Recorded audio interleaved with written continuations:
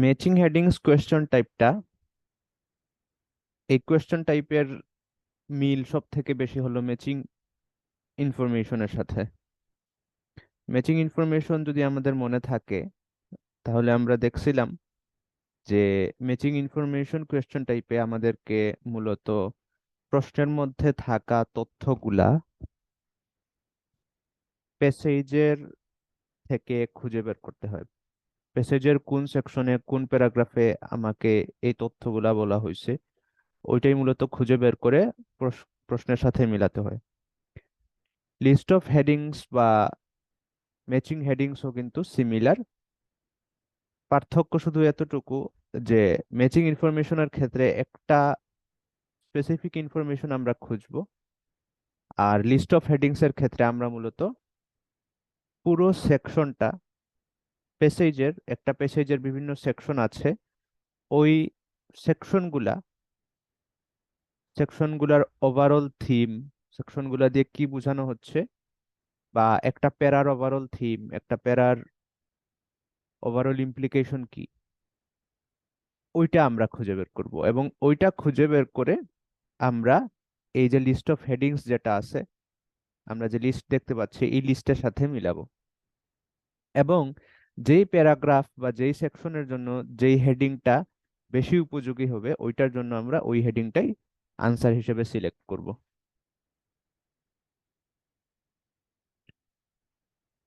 পার্থক্য আরেকটা জায়গায় আছে, সেটা হলো যে ম্যাচিং হেডিংসে বা ম্যাচিং ইনফরমেশনে অনেক সময় দেখা যায় যে একটা প্যারাগ্রাফে একাধিক উত্তর থাকতে পারে, একাধিক তথ্য থাকতে পারে। কিন্তু লিস্ট অফ হেডিংস বা ম্যাচিং হেডিংসে সব সময় একটা প্যারাগ্রাফের জন্য উত্তর একটাই হবে।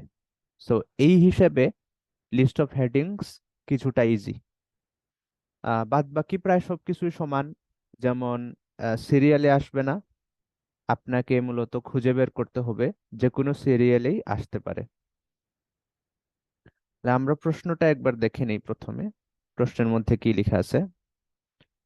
এটা হলো কেমব্রিজ 16 টেস্ট 4 এর reading passage 3। You should spend about 20 minutes on questions 27 to 40, which are based on reading passage 3 on pages 91 and 92. আচ্ছা, এটা তো বেশি ভূমিকার কথা দরকার নেই এটা। Reading passage 3 has 6 sections, A to F, A, B, C, D, E, F. 6টা সেকশন আছে।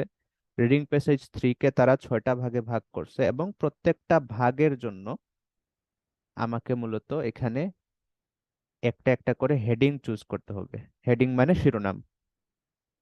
এখানে কি বলছে? Choose the correct heading for each section from the list of headings below.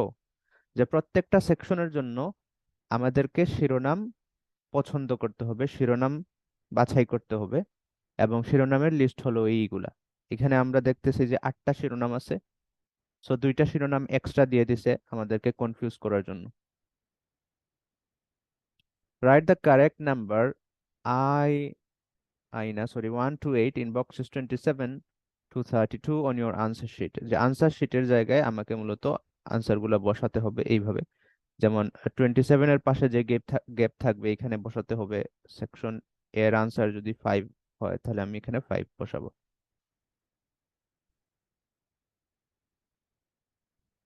এখন আমরা যেহেতু প্রশ্নটা দেখছি, প্রশ্ন পরবর্তীতে আবার দেখব। এখন আমরা শুধু এক নজর প্যারাগ্রাফটা দেখে ফেলি বা প্যাসেজটা দেখে ফেলি। এটা হলো প্যাসেজ।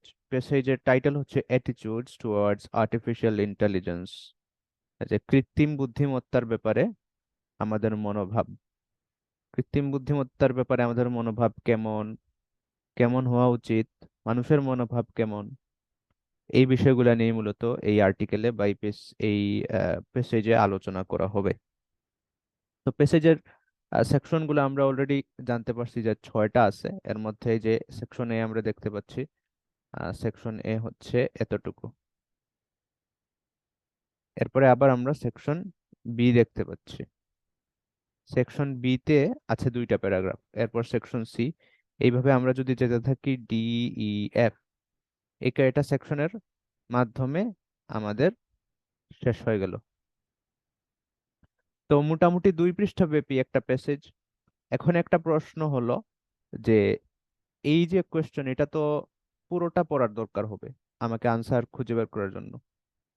অর্থাৎ আমি যদি প্রত্যেকটা অংশের হেডিং বের করতে চাই, তাহলে তো আমাকে পুরো প্যাসেজটাই পড়তে হবে। এই ক্ষেত্রে একটা কমন প্রশ্ন হচ্ছে যে লিস্ট অফ হেডিংস, এমনকি ম্যাচিং ইনফরমেশনের ক্ষেত্রেও আমরা কোয়েশ্চনটা প্রথমে সলভ করব নাকি শেষে সলভ করব, শুরুতে সলভ করব নাকি এই পার্টের শেষ দিকে সলভ করব? কারণ দুইটাই প্রায় শেষ দিকে সমান। করি। জি, জি, আবার বলুন। না না, বললাম ভাইয়া যে আর কি অ্যান্সার গুলো ফার্স্ট থেকে করে, ফার্স্ট থেকে করা শুরু করি। বুঝছি, বুঝছি। ঠিক আছে, এটা আসলে দুইভাবেই করা যায় চাইলে। আহ শুরুতেও করা যায় আবার শেষেও করা যায়, এটা পুরোপুরি নির্ভর করতেছে আপনার উপর, আপনি কোনটাতে বেশি আরাম পাচ্ছেন। এটা মূলত আপনাকেই খুঁজে বের করতে হবে। বাদ বাকি দুইটারই লাভ ক্ষতি আছে। যেমন আপনি শুরুতেই যদি পুরোটা পড়ে ফেলেন, তাহলে আপনার একটা সামগ্রিক আইডিয়া হয়ে যাবে। আবার আপনি যদি শুরুতেই আহ অন্যান্য কোয়েশ্চেন সলভ করে ফেলেন, তাহলে আপনার কাছে আহ, শেষ দিকে একটু প্রেসার কম লাগবে, মনে হবে যে না, আমি বেশিরভাগ কোয়েশ্চেনই সলভ করে ফেলছি, মাত্র এই কয়েকটা কোয়েশ্চেন বাকি। তো এটা আসলে দুই দিকেই যুক্তি আছে, দুই দিকেই লাভ ক্ষতি আছে। এটা মূলত আপনাকেই খুঁজে বের করতে হবে যে কোন প্রসেসটা আপনার নিজের জন্য বেশি ভালো, আপনার নিজের বেশি আরাম লাগে। আচ্ছা, তো প্রশ্নতে আমরা আবার চলে যাই। এখন এই যে question type, list of headings বা ম্যাচিং হেডিংস, এইটা আমরা কিভাবে সলভ করব, আমাদের আনসারিং স্ট্র্যাটেজি কি হবে? এটার আনসারিং স্ট্র্যাটেজি অনেকটা ম্যাচিং ইনফরমেশনের মতোই হবে। এখানে মূলত আমরা আহ, এই যে প্রশ্ন যেটা, এই প্রশ্নটা আমরা পড়বো না, পড়লেও একবার পড়তে পারি, তবে ওইটাও পড়ার দরকার নাই। বরং আমরা সরাসরি যেটা করব, আমরা সরাসরি চলে যাব মূল প্যাসেজে, এবং প্যাসেজে গিয়ে প্যাসেজের অংশগুলো আমরা একটা একটা করে পড়ব। ফর এক্সাম্পল, আমরা প্যাসেজের এ অংশ যেটা দেখতেছি বা সেকশন এ, এটা আমরা দেখতেছি বেশ বড়, প্রায় 3টা প্যারাগ্রাফ আছে। আমরা যেটা করতে পারি, আমরা একটা একটা করে প্যারাগ্রাফ পড়বো। যেমন সেকশন এ এর প্রথম প্যারাগ্রাফ যেটা, এটা পড়বো। এইটা পড়া শেষ হলে আমরা অপশনগুলোর সাথে এসে মিলাবো যে এই প্যারার সাথে উপরের কোনো অপশনের মিল আছে কিনা। যদি এই প্যারাকে উপরের কোনো অপশন সামগ্রিকভাবে রিপ্রেজেন্ট করতে পারে, তাহলে আমরা ধরে নেব যে পুরো সেকশনের হেডিং হলো এটা। পুরো সেকশনের হেডিং হওয়ার জন্য কিন্তু প্রত্যেকটা প্যারার সাথে হুবহু মিল থাকা জরুরি না। যে কোনো একটা প্যারার সাথেই যদি আমার থিম মিলে যায়, মূল থিম মিলে যায়, তাহলেই কিন্তু আমি ধরে নিতে পারি যে ওইটাই আমার আনসার। আমরা উদাহরণস্বরূপ একটা সেকশন সলভ করি। সেকশনে artificial intelligence, AI can already predict the future. বলতেছে যে আর্টিফিশিয়াল ইন্টেলিজেন্স বা কৃত্রিম বুদ্ধিমত্তা ইতোমধ্যে ভবিষ্যতের ব্যাপারে আন্দাজ করতে পারে, ভবিষ্যৎবাণী করতে পারে। ভবিষ্যৎবাণী বলতে, প্রেডিক্ট বলতে মূলত বোঝানো হয় আন্দাজ করা, ধারণা করা। যেমন একটা বাস যদি ঢাকা থেকে 11টার সময় ছাড়ে, সকাল 11টায়, তাহলে এটা সিলেটে পৌঁছতে কত সময় লাগবে? এটা আমরা চাইলে বাসের দ্রুতি, এরপর বাস এটা কত সময় থামবে, রাস্তার ট্রাফিক জ্যাম, এগুলা যদি জানতে পারি, এই ফ্যাক্টর গুলা মাথায় রেখে আমরা অ্যানালাইজ করলে আগে থেকেই বুঝতে পারবো, একটা ধারণা করতে পারবো যে আনুমানিক কয়টার দিকে বা আনুমানিক কত সময় পর গাড়িটা ঢাকা থেকে সিলেটে এসে পৌঁছবে। এই জিনিসটা আমরা বলবো প্রেডিকশন বা প্রেডিক্ট করা। তো বলতেছে যে আর্টিফিশিয়াল ইন্টেলিজেন্স অলরেডি প্রেডিক্ট করা শিখে ফেলছে, বা অলরেডি সফলভাবে প্রেডিক্ট করতে পারে ভবিষ্যতের বিভিন্ন বিষয়গুলো। উদাহরণ হিসেবে দিছে, police forces are using it to map when and where crime is likely to occur। যে পুলিশ এখন কি করতেছে, আর্টিফিশিয়াল ইন্টেলিজেন্স ইউজ করে বোঝার চেষ্টা করতেছে যে কখন কোন জায়গায় অপরাধ সংঘটনের সম্ভাবনা বেশি। এটা এআই কিভাবে করে বা আর্টিফিশিয়াল ইন্টেলিজেন্স কিভাবে করে, তাদেরকে বিভিন্ন ইনফরমেশন ইনপুট দেওয়া হয়, আর যেহেতু এআই হলো কম্পিউটার বেসড, কম্পিউটার খুব দ্রুত হিসাব নিকাশ করতে পারে। তো খুব দ্রুত হিসাব নিকাশ করার মাধ্যমে একটা স্ট্যাটিস্টিক্স এর উপর নির্ভর করে তথ্যগুলাকে অ্যানালাইজ করে তারা একটা প্রেডিকশন করে বা একটা আন্দাজ করে ধারণা করে। এবং বেশিরভাগ সময় দেখা যায় যে ধারণাগুলো মিলে যায়। Doctors can use it to predict when a patient is most likely to have a heart attack or stroke. যে ডাক্তাররাও চাইলে এআই ব্যবহার করে আগে থেকেই বুঝে ফেলতে পারবেন, আগে থেকেই একটা ধারণা করে ফেলতে পারবেন যে কোনো একজন নির্দিষ্ট রোগীর কোন মুহূর্তে হার্ট অ্যাটাক বা স্ট্রোক হওয়ার সম্ভাবনা বেশি।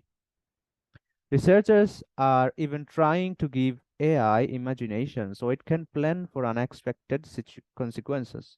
যে রিসার্চাররা আরো ট্রাই করতেছেন যে কৃত্রিম বুদ্ধিমত্তা বা আর্টিফিশিয়াল ইন্টেলিজেন্সকে তারা ইমাজিনেশনের ক্ষমতা দেওয়ার জন্য, যাতে করে যদি এমন কোনো ঘটনা ঘটে যে ঘটনার ব্যাপারে আগে থেকে কোনো ধারণা ছিল না, তাহলে ওই ঘটনার প্রেক্ষিতে যেন এআই তার নিজের মতো করে একটা সমাধান বা একটা পরিকল্পনা আমাদেরকে দিতে পারে।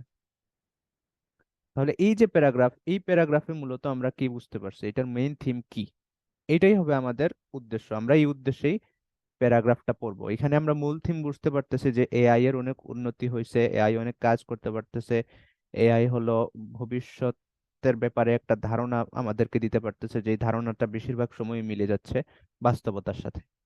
তো এই ধরনের এআই এর বেশ প্রশংসা করা হয়েছে, এআই এর সুবিধাগুলা বলা হয়েছে। এখন আমরা এই প্যারাগ্রাফের সাথে যেহেতু আমরা পড়ছি, এই প্যারাগ্রাফের মূল থিমের সাথে আমরা দেখব যে আমাদের কোয়েশ্চনে থাকা লিস্ট অফ হেডিংস এর কোনো পয়েন্টের মূল থিম মিলে কিনা। আমরা পড়ে যাই একটা একটা করে। An increasing divergence of attitudes towards AI.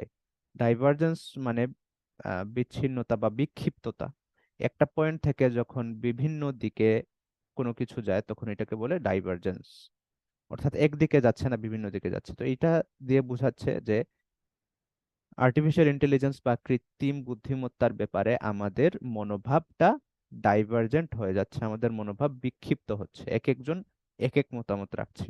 আচ্ছা, তো এই ব্যাপারে তো আসলে কোনো আলোচনা করে নাই, সো এইটা আমার আনসার হবে না। 2 নম্বরে যাই, reasons why we have more faith in human judgement than AI, এটাও আমার আনসার হবে না। 3, the superiority of AI projections over those made by humans, এটা কিন্তু আমাদের একটা প্রবাবল আনসার, কারণ এখানে কি বলছে, এআই প্রজেকশনের সুপেরিয়রিটি বা এআই প্রজেকশন যে মানুষের প্রজেকশনের চাইতেও আরো উন্নত, এই বিষয়টা ফুটে উঠছে। প্রজেকশন মানে কি, আমরা জানি যে মাল্টিমিডিয়া ক্লাসরুম গুলাতে বা ইদানিং বেশিরভাগ ক্লাসরুমেই, বিশেষ করে ইউনিভার্সিটি লেভেলে প্রজেক্টর ইউজ করা হয়।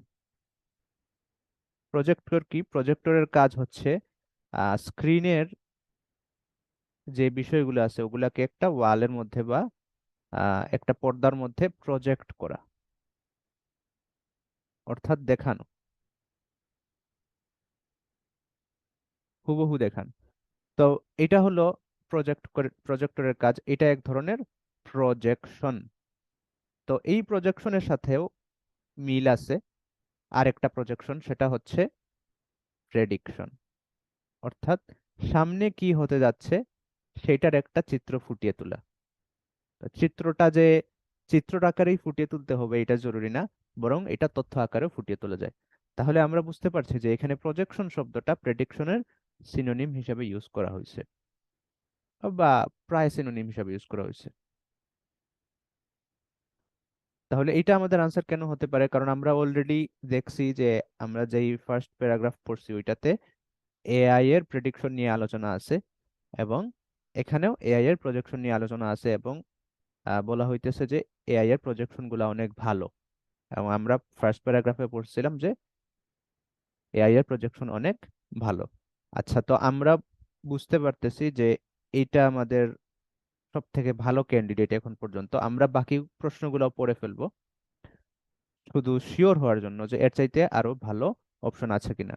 4, the process by which AI can help us make good decisions, যে যেই পদ্ধতির মাধ্যমে এআই আমাদেরকে ভালো ডিসিশন বা গুড ডিসিশন নেওয়ার ক্ষেত্রে সহায়তা করতে পারে। আচ্ছা, এই সংক্রান্ত আলোচনা এখন আমরা পাই নাই। The advantages of involving users in AI process, এই সংক্রান্ত আলোচনা পাই নাই। Wide spread distrust of N AI innovation, এই সংক্রান্ত আলোচনা আমরা পাই নাই। Encouraging openness about how AI functions, এই সংক্রান্ত কোনো আলোচনাও পাই নাই। এবং 8, এই সারপ্রাইজিংলি সাকসেসফুল এআই অ্যাপ্লিকেশন, এই সংক্রান্ত আলোচনাও আমরা পাই নাই। এখন পর্যন্ত আমরা যতটুকু আলোচনা পাইছি এর ভিত্তিতে আমরা বলতে পারি যে সেকশন এ এর সম্ভাব্য উত্তর বা সবচাইতে উপযুক্ত উত্তর হচ্ছে, সবচাইতে উপযুক্ত হেডিং হচ্ছে এটা। Number 3, the superiority of AI projections over those made by humans. তো বুঝতেই পারতেছেন যে এই সিস্টেম এই সিস্টেমে সলভ করাটা বেশ কার্যকরী, বেশ ইফেক্টিভ এবং এফিশিয়েন্ট। কেন? কারণ আমরা শুধু প্রথম প্যারাগ্রাফ পড়ার মাধ্যমে আনসারটা পেয়ে যাচ্ছি, বাকি দুইটা প্যারাগ্রাফ কিন্তু আমাদের এখন পড়তে হচ্ছে না, আমাদের সময় বেঁচে যাচ্ছে। বাট এরপরেও আমরা কি করব, আমাদের যদি কনফিডেন্স থাকে এবং আমাদের যদি মনে হয় যে হাতে অফুরন্ত সময় আছে, তাহলে আমরা এই এতটুক এতটুকু খুব দ্রুত পড়ে ফেলার চেষ্টা করব।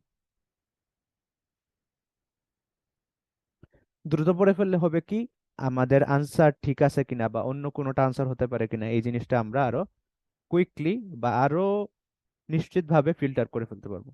মানে আমরা যদি খুব দ্রুত পড়ি, many decisions in our lives require a good forecast and AI is almost always better at forecasting than we are. তো আমরা এই লাইন পড়ার মাধ্যমে কিন্তু বোঝা যাচ্ছে যে আমরা যে আনসার সিলেক্ট করছি এইটা হলো সঠিক হেডিং।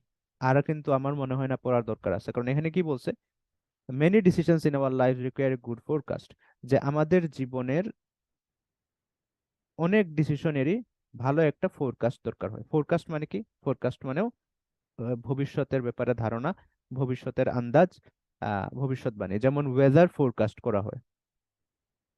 ওয়েদার ফোরকাস্ট মানে কি?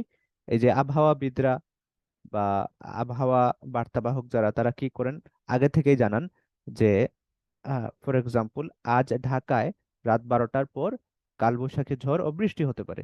তো এটা হচ্ছে, এটাকে আমরা বলি ফোরকাস্ট বা আগে থেকেই জানানো। ফোর শব্দের অর্থ হলো আগে থেকেই জানানো, কাস্ট মানে আহ জানানো অর্থে বলা ব্যবহার করা হয়েছে এখানে। তো আগে থেকেই জানানো। তো আগে থেকে আমরা জানতে হয় বিভিন্ন বিষয় ডিসিশন নেওয়ার ক্ষেত্রে। এরপর বলতেছে an AI is almost always better at forecasting than we are, যে মানুষ হিসেবে আমরা যতটুকু ভালো ফোরকাস্টিং করতে পারি, বেশিরভাগ ক্ষেত্রেই এআই আমাদের চাইতেও ভালো ফোরকাস্টিংটা করতে পারে। এআই আমাদের চাইতে আরো ভালো ফোরকাস্টিং করতে পারে বা ভবিষ্যৎবাণী বা ভবিষ্যতের ধারণা করতে পারে। তাহলে দেখেন, আমরা কিন্তু আরো শিওর হয়ে গেলাম, আরো নিশ্চিত হয়ে গেলাম যে আমাদের সেকশন এ এর জন্য সবচাইতে উপযুক্ত আনসার হচ্ছে option 3, the superiority of AI projections over those made by humans.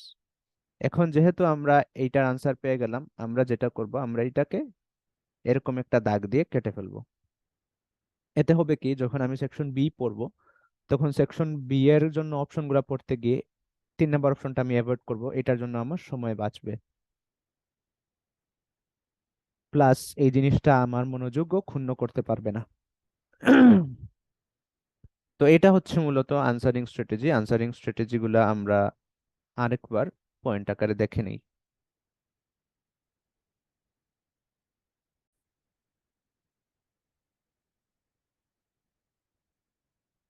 Matching headings, answering strategy. Read the instructions carefully. প্রথমে আমরা ইনস্ট্রাকশন গুলো পড়ে ফেলবো, যদিও ইনস্ট্রাকশন গুলো খুবই ক্লিয়ার কাট, এরপরেও আমরা খুব দ্রুত একবার চোখ বুলিয়ে যাব, কারণ অনেক সময় ইনস্ট্রাকশনে এমন কোনো কিছু দেয়া থাকতে পারে যেটা না জানার কারণে আপনার উত্তর দিতে গিয়ে ভুল হয়ে যেতে পারে। রিড অল দ্য অপশনস, আমরা অপশনগুলা খুব দ্রুত একবার পড়ে ফেলতে পারি চাইলে, বা না পড়লেও খুব একটা সমস্যা নাই। আমরা সেকশন এ যখন সলভ করব তখন দেখা যাবে যে প্রত্যেকটা অপশন আমাকে পড়তে হচ্ছে, সো ওই সময়ই আমার আসলে পড়া হয়ে যাচ্ছে। Understand and underline the keywords, আমরা অপশনগুলো যখন পড়বো তখন চাইলে কিওয়ার্ডগুলো আন্ডারলাইন করে ফেলতে পারি। অথবা অপশনের মধ্য থেকে কিওয়ার্ড আন্ডারলাইন না করে আমরা চাইলে সেকশনের মধ্য থেকে কিওয়ার্ড গুলো আন্ডারলাইন করে ফেলতে পারি। যেমন আমরা প্রথম সেকশনে দেখছিলাম, প্রথম প্যারাগ্রাফে প্রেডিকশনস নিয়ে কথা বলা হয়েছে, তারপর ফোরকাস্ট নিয়ে কথা বলা হয়েছে। এই শব্দগুলাকে আমরা আন্ডারলাইন করে ফেলতে পারি, কারণ দেখা যাচ্ছে যে এগুলা উপর ভিত্তি করেই আমরা ইজিলি আনসারটা খুঁজে বের করতে পারতেছি। Read the sections one at a time. সেকশনগুলার আমরা একটা একটা করে পড়বো। সেকশন এ পড়বো, সেকশন এ এর উত্তর খুঁজে বের করব। সেকশন বি পড়বো, সেকশন বি এর উত্তর খুঁজে বের করব। এবং সেকশন এ পড়ার সময়ও আমরা সেকশনের প্যারাগ্রাফ গুলো আলাদা আলাদা করে পড়বো। প্রথম প্যারাগ্রাফ পড়বো, উত্তরের সাথে মিলাবো, তারপর দ্বিতীয় প্যারাগ্রাফ পড়বো, উত্তরের সাথে মিলাবো, এইভাবে করতে থাকবো। যদি কোনো প্যারাগ্রাফ বেশি লম্বা হয় তাহলে কি করব, কারণ পুরো প্যারাগ্রাফ পড়ার পর তো আমাদের মাথায় এটা নাও থাকতে পারে, আমরা ভুলে যেতে পারি। সেই ক্ষেত্রে আমরা আসলে প্যারাগ্রাফকে আবার দুই ভাগে ভাগ করতে পারি। আমরা চাইলে প্যারাগ্রাফের অর্ধেক প্রথমে পড়তে পারি, তারপর উত্তরের সাথে মিলাতে পারি, তারপর বাকি অর্ধেক পড়ে ওইটাকে আমরা উত্তরের সাথে মিলাতে পারি। এতে করে দেখা যাবে যে আমরা আমাদের জন্য ভুলে যাওয়ার সমস্যাটার সমাধান হতে পারে। After reading a section, scan through the options to determine which title it deserves. যে একটা সেকশন পড়ার পর বা একটা সেকশনের একটা অংশ পড়ার পর আমরা মূলত স্ক্যান করে বোঝার চেষ্টা করব যে এই সেকশনের জন্য কোন টাইটেলটা বেশি উপযোগী। Cross out the wrong answers after finding them. একটা আনসার পাওয়ার পর আমরা এরকম একটা আহ, দাগ দিয়ে আমরা কেটে দিতে পারি। এতে করে আমাদের জন্য এই পরবর্তীতে অন্য অপশনগুলোর দিকে ফোকাস দেওয়াটা ইজিয়ার হবে। One paragraph will only match one answer. একটা প্যারাগ্রাফ না, sorry, one section will only match one answer. একটা সেকশনের জন্য শুধু একটা আনসারই কারেক্ট হবে, কখনোই একটা সেকশনের জন্য একাধিক আনসার কারেক্ট হবে না। এটা হলো ম্যাচিং হেডিংস এর জন্য। ম্যাচিং ইনফরমেশনের জন্য কিন্তু ভিন্ন। ম্যাচিং হেডিংস এর জন্য আমি আবারও বলতেছি, one section will only match one answer. একটা সেকশনের আনসার শুধু একটা হেডিং এ হতে পারবে, একাধিক হবে না। আচ্ছা, এরপর গতানুগতিক যে বিষয়টা, যে প্যারাফ্রেজিং অনেক বেশি করতে হবে এবং আমাদেরকে ভালো করে মনোযোগ ধরে রাখতে হবে।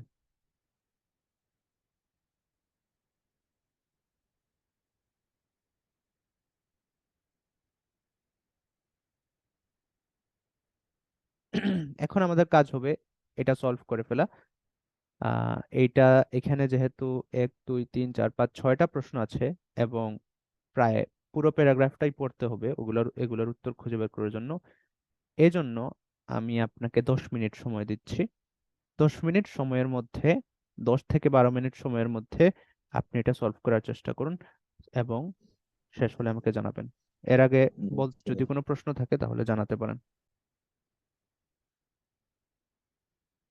সেকশনে আমরা শেষ করে ফেলছি ইতোমধ্যে, এবং সেকশন এর আনসারও আমরা পেয়ে গেছি। এখন আমরা সেকশন বি তে চলে যাব। সেকশন বি তে 2টা প্যারাগ্রাফ আছে। এর মধ্যে ফার্স্ট প্যারাগ্রাফটা আমরা প্রথমে পড়ে ফেলি। Take the case of Watson for oncology. আচ্ছা, অঙ্কোলজি মানে কি আপনাদের জানা নাও থাকতে পারে। অঙ্কোলজি হচ্ছে মেডিসিনের, চিকিৎসা শাস্ত্রের যেই ডিপার্টমেন্ট ক্যান্সার নিয়ে কাজ করে ওইটাকে বলা হয় অঙ্কোলজি, বা যেই শাস্ত্র ক্যান্সার নিয়ে কাজ করে ওই শাস্ত্রকে বলা হয় oncology. Take the case of Watson for oncology, one of technology giant IBM's supercomputer programs. যে ওয়াটসন হলো একটা সুপার কম্পিউটার প্রোগ্রাম যেটা অঙ্কোলজিতে মানুষকে হেল্প করছে। ওয়াটসন একটা AI. Their attempt to promote this program to cancer doctors was a PR disaster. যে এই যে কাজ যেটা হয়েছে, তারা যে প্রোগ্রামটা বানাইছে এবং ডাক্তারদের কাছে প্রমোট করছে, এই জিনিসটার ফল খুব ভালো হয় নাই। কেন হয় নাই ভালো? The AI promised to deliver top quality recommendations on the treatment of 12 cancers that accounted for 80% of the world's cases. যে পৃথিবীর বিভিন্ন জায়গায় যত ক্যান্সার হয় এর মধ্যে 80% ক্যান্সার হয় হলো 12 ধরনের ক্যান্সার। 12 ধরনের ক্যান্সার 80% ক্ষেত্রে হয়। তো এই 12 ধরনের ক্যান্সারের ব্যাপারে টপ কোয়ালিটি রেকমেন্ডেশন দেওয়ার ওয়াদা করছিল এই এআইটা। But when doctors first interacted with Watson, they found themselves in a rather difficult situation. কিন্তু ওয়াটসনের সাথে যখন ডাক্তাররা সময় কাটানো শুরু করলেন, তখন তারা খুব একটা সুবিধা পান নাই। কেন? On the one hand, if Watson provided guidance about a treatment that coincided with their own opinions, physicians did not see much point in Watson's recommendations. কারণ এক হাতে দেখা যাচ্ছে যে ওয়াটসন যদি এমন কোনো পরামর্শ দেয় যে পরামর্শটা ডাক্তাররা নিজেরাই নিজেদের থেকে দিতে পারতেছেন, তাহলে তো আসলে ওয়াটসনের কোনো দরকার নেই, কারণ ডাক্তাররা এই ডিসিশন দিতে পারতেছেন। The supercomputer was simply telling them what they already knew, and these recommendations did not change the actual treatment. কারণ কেননা ডাক্তাররা যেটা জানে ওইটাই তো বলতেছে সুপার কম্পিউটারটা, নতুন করে তো নতুন কিছু বলতেছে না, যার কারণে চিকিৎসার মধ্যেও কোনো পার্থক্য ঘটতেছে না। আচ্ছা, তো এখানে ওয়াটসনের একটা এক্সাম্পল আমরা পেলাম যে ওয়াটসনের প্রতি ডাক্তারদের আস্থা খুব একটা ছিল না, এবং ওয়াটসনের যে ওয়াটসন নামক যে এআইটা ছিল কর্মক্ষেত্রে খুব একটা সফল হতে পারে নাই। এখন আমরা দেখব কোন অপশনের সাথে মিলে। তো অপশনগুলোর মধ্যে অপশন 3 তো অলরেডি কাটা, কারণ অপশন 3 এর আনসার আমরা পেয়ে গেছি। অপশন 3 হলো সেকশন এ এর answer. An increasing divergence of attitudes towards AI. এটাও না reasons why we have more faith in human judgment than in AI. এটাও না, এই সংক্রান্ত কোনো রিজন আমরা পাই নাই। The process by which AI can help us make good decisions. এই সংক্রান্ত কোনো কিছু আমরা এখন পর্যন্ত পাই নাই। The advantages of involving users in AI processes পাই নাই। Widespread distrust of an AI innovation. যে এআই এর একটা ইনোভেশন বা এআই এর নতুন একটা এআই এর ব্যাপারে ওয়াইড স্প্রেড ডিস্ট্রাস্ট, অনাস্থা, ব্যাপক অনাস্থা। তো এইটার সাথে কিন্তু মিলতেছে, এই অপশনের সাথে আমার আনসারটা মিলতেছে, কারণ এখানে কিন্তু ওয়াটসন নামক এআই এর ব্যাপারে ডাক্তারদের অনাস্থা এর আলোচনা করা হয়েছে, এবং আমরা জানতে পারছি যে ডাক্তারদের একটা ব্যাপক অনাস্থা ছিল। সো এইটার সাথে আমাদের এই পয়েন্টটা মিলতেছে। আর কোনোটা মিলতেছে কিনা, encouraging openness about how AI functions, যে এআই এর কাজের ব্যাপারে মানুষদেরকে আরো আহ, মন মানসিকতা আরো প্রশস্ত রাখার ব্যাপারে উৎসাহিত করা, এটাও কোনো আসে নাই। এ সারপ্রাইজিংলি সাকসেসফুল এআই অ্যাপ্লিকেশন, যে একটা সফল এআই সফটওয়্যার নিয়ে আলোচনা, এটাও হয় নাই। আমরা যে সফটওয়্যারের আলোচনা এখন পর্যন্ত দেখছি এটা আসলে সফল হয় নাই, এটা আসলে এক হিসাবে বিফল হয়েছে। সো সেকশন বি এর আনসার হিসাবে আমরা এটা দিতে পারি। সেকশন এ হলো এটা। আহ, তো সেকশন বি এর সেকেন্ড প্যারাগ্রাফটা পড়লে আমাদের আরো ক্লিয়ার হবে, আমরা আরো বেশি নিশ্চিত হতে পারবো। সেকশন বি এর সেকেন্ড প্যারাগ্রাফটা আমরা পড়ি। On the other hand, অপরপক্ষে, if Watson generated a recommendation that contradicted the expert's opinions, doctors would typically conclude that Watson wasn't competent. যে একদিকে তো ওয়াটসন যেই রেকমেন্ডেশন দিতেছে ওইটা ডাক্তারদের রেকমেন্ডেশনের সাথে মিললে ডাক্তাররা মনে করতেছে যে আমরাই তো এটা করতে পারতেছি, ওয়াটসনের কি দরকার ছিল, তাহলে ওয়াটসন তো আসলে কোনো কাজের না। আবার যদি দেখা যায় যে ওয়াটসন যেটা দিতেছে, যে পরামর্শ দিতেছে ওইটা ডাক্তারদের পরামর্শের সাথে মিলতেছে না, তখন ডাক্তাররা মনে করতেছে যে এটা তো একটা কম্পিউটার, তার পরামর্শের উপর নির্ভর করে চিকিৎসা করাটা তো ঠিক হবে না, বরং আমরা ডাক্তার হিসেবে আমাদের চিকিৎসা সংক্রান্ত মতামত আরো বেশি গুরুত্বপূর্ণ এবং আরো বেশি সঠিক। তো দেখা যাচ্ছে এটা একটা উভয় সংকটের মতো হয়ে গেছে। And the machine wouldn't be able to explain why its treatment was plausible because its machine learning algorithms were simply too complex to be fully understood by humans. আবার মেশিনটাও মানুষকে বোঝানোর ক্ষমতা রাখে না যে কেন তার পরামর্শটা বেস্ট, এটা আসলে সে এক্সপ্লেন করতে পারবে না। কেন না? কারণ the machine learning algorithms were simply too complex to be fully understood by humans. কেননা তার যে অ্যালগোরিদম যেগুলো ছিল, মেশিন লার্নিং অ্যালগোরিদম, ওইগুলা বেশি জটিল ছিল, এতই জটিল যে আমাদের পক্ষে, মানুষের পক্ষে আসলে ওই অ্যালগোরিদম গুলো বোঝা কঠিন। Consequently, this has caused even more suspicion and disbelief, leading many doctors to ignore the seemingly outlandish AI recommendations and stick to their own expertise. এর ফলে দেখা গেছে যে ডাক্তাররা আরো বেশি অনাস্থার শিকার হয়েছেন এবং তারা আর এই কৃত্রিম বুদ্ধিমত্তার উপর আস্থা রাখতে পারেন নাই। তাহলে আমি বলবো যে আমাদের আনসার ঠিক আছে, আমরা এখন পরবর্তী সেকশনে চলে যেতে পারি। নেক্সট সেকশন, সেকশন সি, এটাতেও there are two paragraphs. First we will read the first paragraph.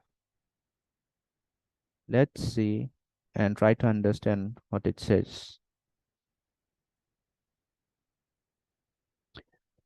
This is just one example of people's lack of confidence in AI and their reluctance to accept what AI has to offer. যে AI এর ব্যাপারে মানুষের কেন আস্থা কম, এটা হলো তার একটা এক্সাম্পল, অর্থাৎ ওয়াটসনের কেসটা হলো একটা example. Trust in other people is often based on our understanding of how others think and having experience of their reliability. যে মানুষের ব্যাপারে আমাদের আস্থা কেন জন্মায়, কারণ মানুষের সাথে আমরা রিলেট করতে পারি, মানুষ কিভাবে চিন্তা করতেছে এটা আমরা বুঝতে পারি, তাদের এক্সপিরিয়েন্স আমরা বুঝতে পারি, এই জন্য তাদের প্রতি আমাদের আস্থা বাড়ে।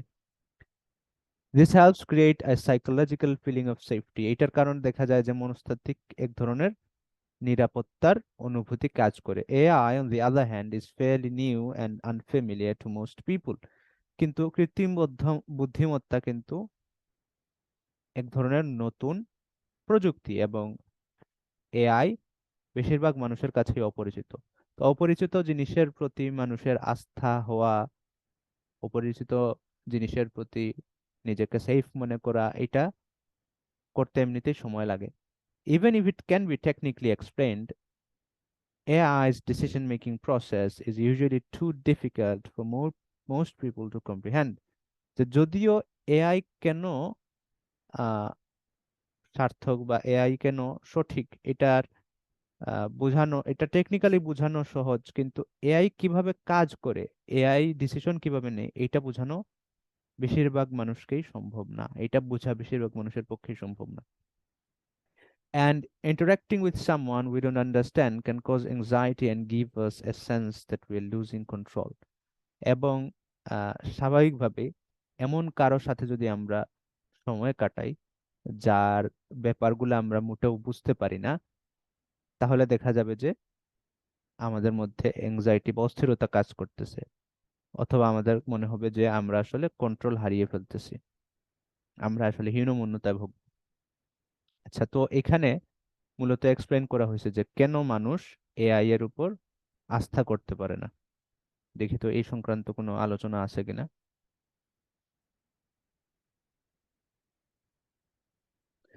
তো আমরা যদি দেখি, আমাদের এখন পর্যন্ত অপশন 3টা মিলছে একটার সাথে, আবার অপশন 6ও মিলছে একটার সাথে।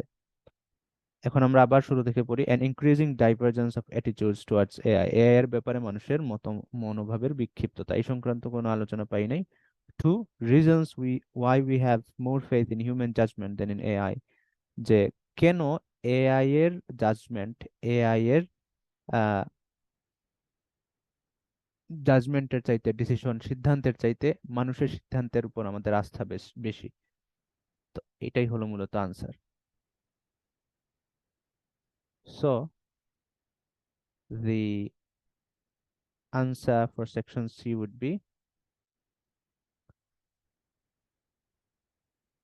number 2 from the list of headings.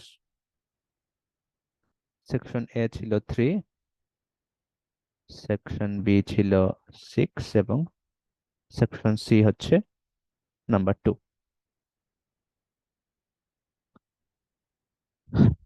Let's go to the next section.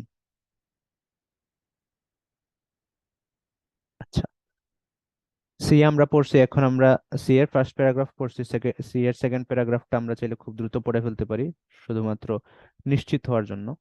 Many people are also simply not familiar with many instances of AI actually working because it often happens in the background. Instead, they are acutely aware of instances where AI goes wrong. Embarrassing AI failures receive a disproportionate amount of media attention, emphasizing the message that we cannot rely on technology.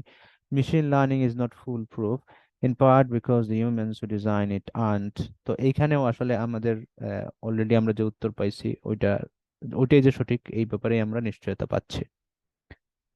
তো এখন আমরা পরবর্তী সেকশনে চলে যেতে পারি, section D. Section D তেও দুইটা প্যারাগ্রাফ আছে, আমরা প্রথমে প্রথম প্যারাগ্রাফটা পড়ব। Feelings about AI run deep, যে এআই এর ব্যাপারে বা কৃত্রিম বুদ্ধিমত্তার ব্যাপারে মানুষের অনুভূতি রান ডিপ, মানুষের অনুভূতি আসলে অনেক গভীর পর্যন্ত যায়, এটার অনেক গভীরতা আছে। In a recent experiment, সাম্প্রতিক কালের একটা এক্সপেরিমেন্টে দেখা গেছে people from a range of backgrounds were given various sci-fi films about AI to watch and then asked questions about automation in everyday life. যে একটা রিসেন্ট এক্সপেরিমেন্টকে বিভিন্ন ব্যাকগ্রাউন্ড থেকে আসা বিভিন্ন মানুষকে একটা সাইফাই ফিল্ম, বেশ কয়েক ধরনের সাইফাই ফিল্ম দেখতে দেয়া হয়েছে যেগুলা এআই সংক্রান্ত ছিল। সাইফাই মানে কি? সাইফাই মানে সায়েন্স ফিকশন, বৈজ্ঞানিক কল্পকাহিনীর মুভিগুলা দেওয়া হয়েছে এবং ওইগুলাতে মূলত এআই নিয়ে আলোচনা ছিল, এআই কেন্দ্রিক ছিল। And then asked questions about automation in everyday life, এবং তাদেরকে পরবর্তীতে অটোমেশন সংক্রান্ত বিভিন্ন প্রশ্ন করা হয়েছে। It was found that regardless of whether the film they watched depicted AI in a positive or negative light, simply watching a cinematic vision of our technological failure polarized the participants' attitudes. It was found that, এবং এই গবেষণা থেকে পাওয়া গেছে, regardless of whether the film they was depicted AI in a positive or a negative light, যে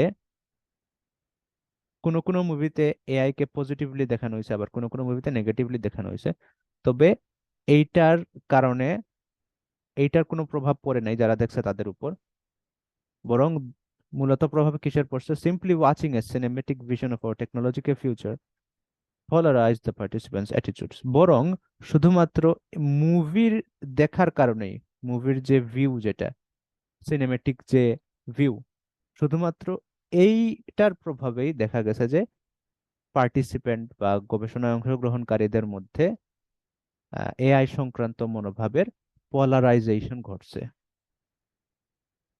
পলারাইজেশন, এটা একটা খুবই ইম্পর্টেন্ট শব্দ, পলারাইজেশন। এটার বাংলা হচ্ছে মেরুকরণ।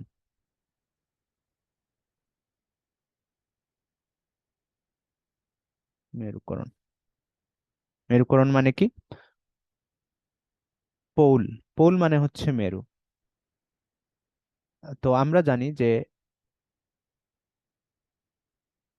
আমাদের পৃথিবীর, এটা যদি আমাদের পৃথিবী হয় তাহলে পৃথিবীর আহ, ঠিক উপরের অংশ এবং ঠিক নিচের অংশকে বলা হয় পোল, পোল বলা হয়। এটা একটা পোল এবং এটা একটা পোল। তো উপরের যে পোল, এটাকে আমরা নাম দিছি নর্থ পোল, আর নিচেরটাকে আমরা দিছি সাউথ পোল বা আহ উত্তর মেরু। এটা হলো উত্তর মেরু এবং এটা হলো দক্ষিণ মেরু। তো মেরুগুলা সাধারণত, মেরুগুলা সাধারণত না, এই যে মেরু যেটা যেটা নিয়ে আমরা এখন কথা বলছি, নর্থ পোল এবং সাউথ পোল, এটা পৃথিবীর ঠিক অপোজিট দুই প্রান্তে অবস্থিত, একটা আরেকটার থেকে পুরোপুরি অপোজিট, বিপরীত প্রান্তে অবস্থিত। তো সাধারণত এই জন্য পোলারাইজেশন বা মেরুকরণ দিয়ে বোঝানো হয় কোনো একটা বিষয়ে ঠিক বিপরীতমুখী মনোভাব বা বিপরীতমুখী বিশ্বাস থাকাকে সাধারণত বোঝানো হয় পোলারাইজেশন শব্দটা দিয়ে বা মেরুকরণ শব্দটা দিয়ে। তাহলে এটার অর্থ কি হবে? যে এআই সংক্রান্ত মুভি দেখার ফলে এবং এআই গুলাকে পজিটিভলি দেখানো হয়েছে নাকি নেগেটিভলি দেখানো হয়েছে, এটাতে কিছু যায় আসে না। শুধুমাত্র এআই এর একটা সিনেমেটিক ভিউ, সিনেমেটিক একটা ভিশনের কারণেই দেখা গেছে যে মানুষের মধ্যে মেরুকরণ বেড়ে গেছে। অর্থাৎ আহ যেখানে মানুষের মতামত যদি এখানে থাকতো, এখন সেটা চলে গেছে আরো দূরে, আরো এক্সট্রিম হয়ে গেছে। কারো মতামত এখানে থাকলে দেখা যায় এটা এইদিকে আরো এক্সট্রিম হয়ে গেছে। এটাকে বলা হয় মেরুকরণ। Optimists became more extreme in their enthusiasm for AI and skeptics became even more guarded. যে অপটিমিস্ট বা যারা সবসময় পজিটিভ চিন্তা ভাবনা করে, দেখা গেছে যে এআই এর প্রতি তাদের উৎসাহটা আরো বেড়ে গেছে, একেবারে এক্সট্রিম পর্যায়ে চলে গেছে। এবং স্কেপটিক মানে সংশয়বাদী, যারা সংশয়, যাদের মধ্যে সংশয় কাজ করে সব বিষয়ে, একটু নেগেটিভ যারা, স্কেপটিক্স বিকেম ইভেন মোর গার্ডেড। যে স্কেপটিক যারা ছিল, যারা সংশয়বাদী ছিল, তারা দেখা গেছে যে আরো বেশি সতর্ক হয়ে গেছে। হ্যাঁ, তাদের মতামত দেখা গেছে অপোজিট দিকে আরো বেড়ে গেছে, তারা আরো বেশি ভয় পেয়ে গেছে। তো এইখান থেকে আমরা একটা জিনিস বুঝতে পারতেছি, সেটা হলো যে যে হয়তো সবার মত ছিল একটা পয়েন্টের আশেপাশে, হয়তো সব মানুষের মত ছিল এই এই পয়েন্টের আশেপাশে, কারো এই জায়গায় কারো এই জায়গায়, এখন দেখা গেছে এইখান থেকে চলে গেছে এইদিকে, আবার এইখান থেকে চলে গেছে এইদিকে, অর্থাৎ একটা জায়গা থেকে অনেক দূরে সরে গেছে এক্সপেরিমেন্টের ফলে। আমরা আসলে মিল পাচ্ছি আমাদের একটা পয়েন্টের সাথে। পয়েন্টটা কি? আমরা প্রথমে একবার কেটে ফেলি যে এগুলা আমরা অলরেডি আনসার পেয়ে গেছি, 2, 3 এবং 6। প্রথম অপশনটা যদি পড়ি, an increasing divergence of attitudes towards AI, এই ডাইভারজেন্স শব্দটা হচ্ছে আমাদের মূল আলোচ্য বিষয়। আমি আলোচনা আগেই করছিলাম যে ডাইভারজেন্স শব্দের অর্থ কি। ডাইভারজেন্স শব্দের অর্থ হচ্ছে একটা পয়েন্ট থেকে যখন বিভিন্ন জিনিস বিভিন্ন দিকে যায় ওইটাকে ডাইভারজেন্স বলা হয়, অর্থাৎ এটা এক জায়গা থেকে বিভিন্ন দিকে যাচ্ছে। তো ডাইভারজেন্সের ঠিক অপোজিট আরেকটা শব্দ আছে, ঠিক অপোজিট জিনিস বোঝায়, এটাকে বলে কনভার্জেন্স। কনভার্জেন্স কি? বিভিন্ন পয়েন্ট থেকে এক পয়েন্টের দিকে আসা। তাহলে এটা হচ্ছে ডাইভারজেন্স, অর্থাৎ একটা পয়েন্ট থেকে বিভিন্ন পয়েন্টের দিকে যাওয়া, এক দিক থেকে স্প্রেড হয়ে যাওয়া বিভিন্ন দিকে। আর কনভার্জেন্স হচ্ছে একমত হওয়া বা এক পয়েন্টে চলে আসা। এটা হলো ডাইভারজেন্স এবং এটা হলো কনভার্জেন্স। আমরা যারা বিজ্ঞানে পড়ছি, আমাদের এটা বোঝার কথা। এই উত্তল লেন্স বা অবতল lens, concave lens, convex lens, এই সংক্রান্ত আলোচনায় এই জিনিসগুলো আসছে, যে এক এক লেন্সের মধ্য দিয়ে আলোর রশ্মিগুলো এক এক রকম হয়ে যায়। কোনোটাতে কনভার্জেন্স হয়, কোনোটাতে ডাইভারজেন্স হয়। তো ডাইভারজেন্স মানে কি? বিক্ষিপ্ত হয়ে যাওয়া, একদিকে না গিয়ে বিভিন্ন দিকে চলে যাওয়া। তো আসলে দেখা গেছে কি, N increasing divergence of attitudes towards AI, যে এআই এর ব্যাপারে মানুষের মনোভাবগুলো এরকম বিক্ষিপ্ত হয়ে যাচ্ছে, এক একজন এক এক দিকে চলে যাচ্ছে, এক এক এক্সট্রিমে চলে যাচ্ছে। সো আমাদের আনসার হবে এটা। সেকশন ডি এর আনসার হচ্ছে আই।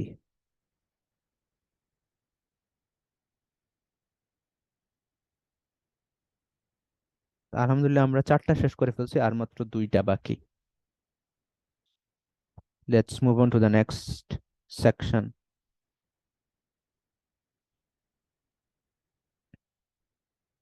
আচ্ছা, তো ডি এর একটা প্যারা বাকি, আমরা একটা প্যারা পড়ে আনসার পেয়ে গেছি। তো আমার মনে হয় না এই প্যারাটা পড়ার দরকার আছে। আমরা এখন চাইলে পরবর্তী সেকশনে চলে যেতে পারি, সেকশন ই তে চলে যেতে পারি। সেকশন ই এর ফার্স্ট প্যারাগ্রাফ পড়ি।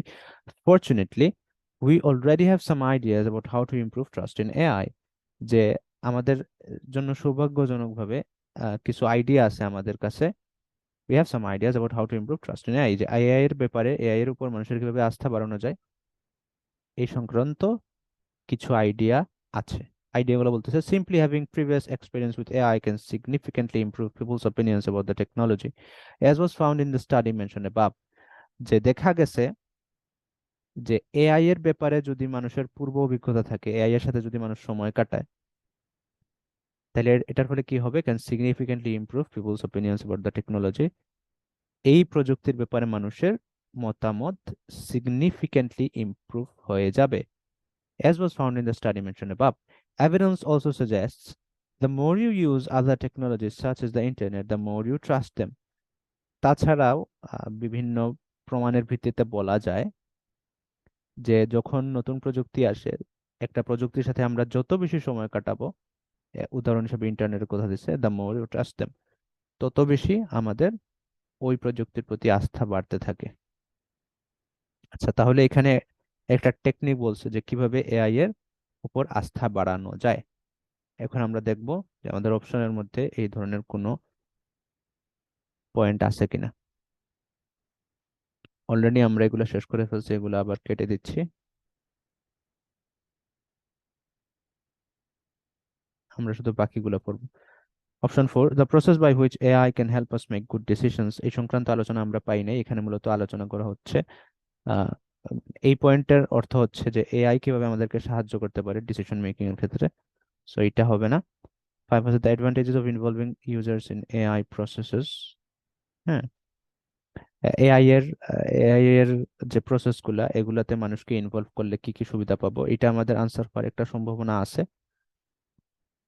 আহ, এরপরে encouraging openness about how AI functions, যে এআই কিভাবে কাজ করে এই ব্যাপারে মানুষকে প্রশস্ত মানসিকতা মনোভাব রাখার জন্য উৎসাহিত করা, এইটা আনসার হওয়ার সম্ভাবনা খুব কম।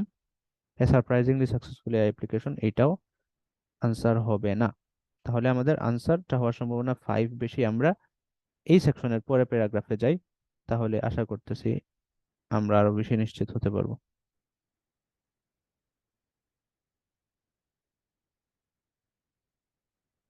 Another solution may be to reveal more about the algorithms which AI uses and the purposes they serve.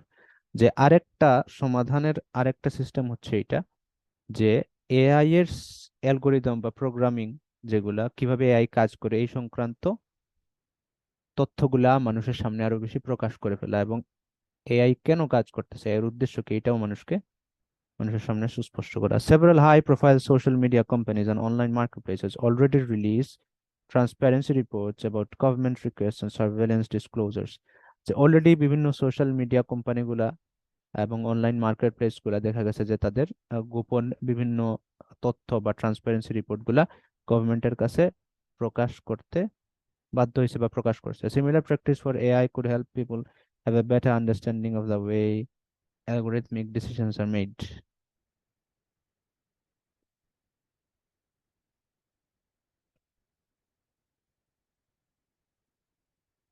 যে এআই এর ব্যাপারে যদি এরকম কোনো একটা কিছু করা যায়, তাহলে দেখা যাবে যে এআই এর ব্যাপারে মানুষের আহ পজিটিভ ধারণা বাড়তেছে।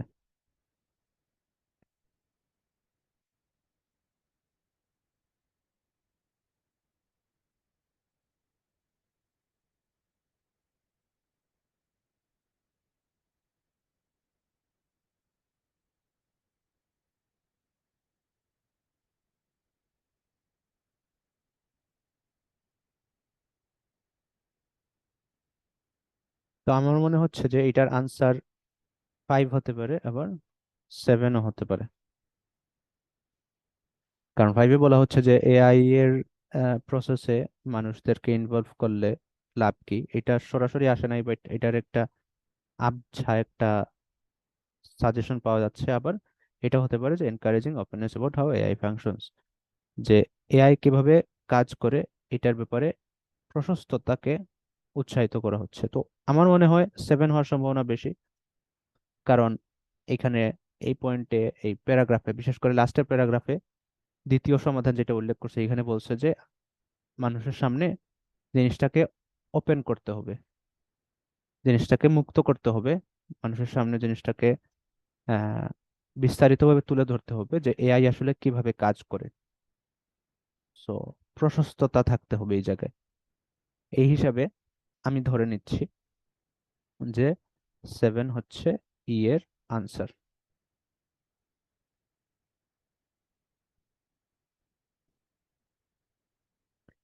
5টাকে ধরতেছি না আনসার। আমরা লাস্ট একটা প্যারাগ্রাফ বাকি, এটা পড়লে আমরা আরেকটু নিশ্চিত হতে পারবো। যদি এফ এর আনসার 5 হয়ে যায়, তাহলে তো আমরা শিওর হয়ে যাবো যে ই এর আনসার 5 না।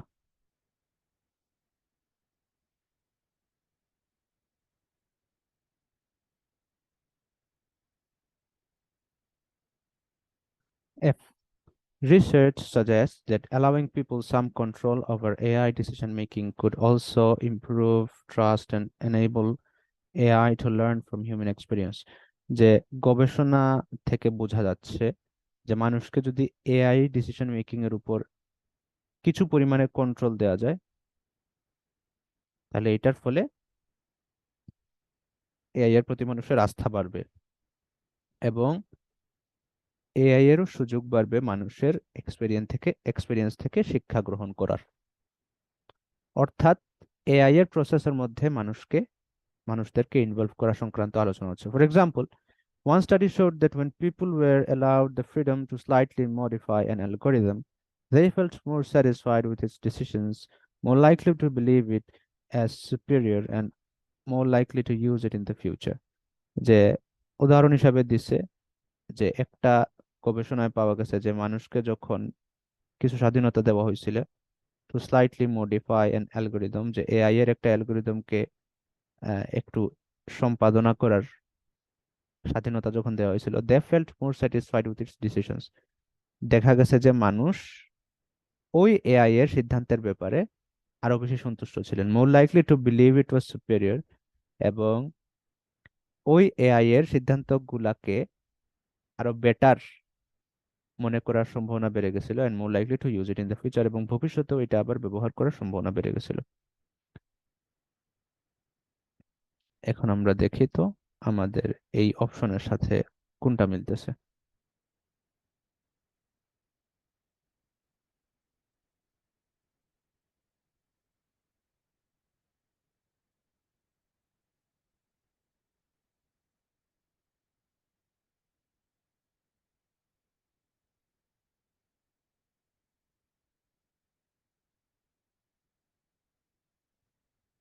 ফোর হচ্ছে the process by which AI can help us make good decisions, যে ভালো ডিসিশন নিতে হেল্প করবে এআই যেভাবে, এটা না।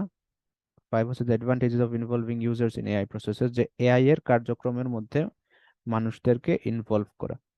আমার মনে হচ্ছে যে এটার সাথে হুবহু মিলে যাচ্ছে, সো আনসার হবে ফাইভ।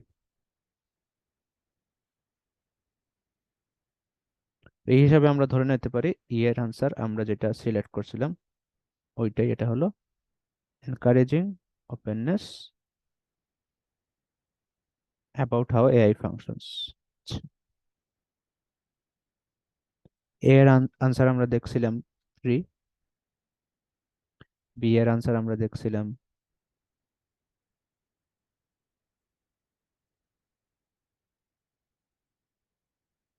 এটা 6, সি এর আনসার আমরা দেখছিলাম 2, এবং ডি এর আনসার আমরা দেখছিলাম আই। ঠিক আছে, এখন আপনার কয়টা উত্তর হলো, সঠিক হলো, এটা জানিয়ে দিতে দুইটা পারেন। ভুল গেছে ভাইয়া।